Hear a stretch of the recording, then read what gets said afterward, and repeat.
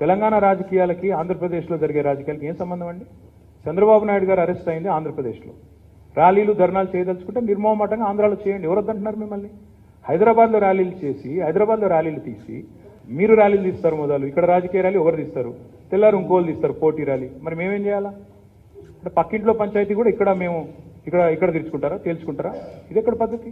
నేనేమంటున్నా అంటే చేల్చుకోండి. ఆంధ్రప్రదేశ్లో ఒకరితో ఒకరు తలపడండి. రాజమండ్రిలో భూమి దద్దరిల్లిపోయి ర్యాలీలు తీయండి, మీరు తీయండి, వాళ్ళు తీయండి. మాకేం బాధ మధ్యలో? ఇదేం నాకు వాళ్ళ పంచాయతీ వచ్చి ఇక్కడ హైదరాబాద్లో కొట్లాడతామంటే, మరి మేము ఇక్కడ ప్రభుత్వం నడుపుతున్నాము, శాంతి భద్రతల సమస్య తలెత్తితే సహజంగా ఇక్కడ ప్రభుత్వానికి బాధ్యత ఉంటుంది కదా. అటువంటిప్పుడు అట్లెట్లా అలవ్ చేస్తాము? వాళ్ళు ఒకరు ముందు వస్తారు, నెక్స్ట్ ఇంకొక ఆయన ర్యాలీ అంటాడు. ఇక వాళ్ళ ఘర్షణలకు ఇది వేదిక కావాలా? విజయవాడ లేదా, అమరావతి లేదా, రాజమండ్రి లేదా, కర్నూలు లేదా, అక్కడ చేయండి. వద్దంటున్నారు ఎవరన్నా?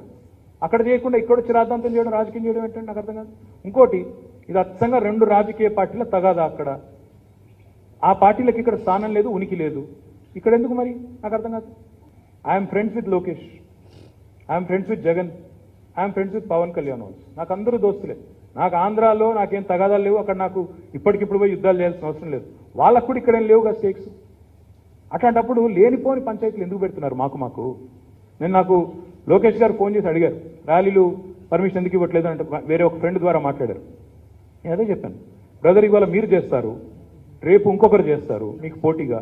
మరి ఇక్కడ హైదరాబాద్లో శాంతి భద్రతలు ఏమవ్వాలా?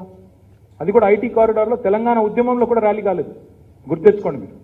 అప్పటి ప్రభుత్వాలు అలౌ చేయలేదు. ఎందుకంటే ఐటీ యాక్టివిటీ దెబ్బతినకూడదు, ఆ ప్రాంతంలో వాతావరణం దెబ్బతినకూడదని మేము ప్రయత్నం చేస్తుంటే హైదరాబాద్ సుభిక్షంగా ఉండాలి, శాంతంగా ఉండాలి. ఇవాళ ఎంతో మంది, వేలాది మంది ఆంధ్ర సోదరులు ఇక్కడికి వచ్చి పెట్టుబడులు పెడుతున్నారు. మరి వాళ్ళ పెట్టుబడులు కానీ, వాళ్ళ భవిష్యత్తు కానీ, ఇక్కడ వాళ్ళకు వస్తున్న రిటర్న్స్ కానీ అవన్నీ బాగుండాలంటే హైదరాబాద్లో లా అండ్ ఆర్డర్ ఎఫెక్టివ్గా ఉండాలి.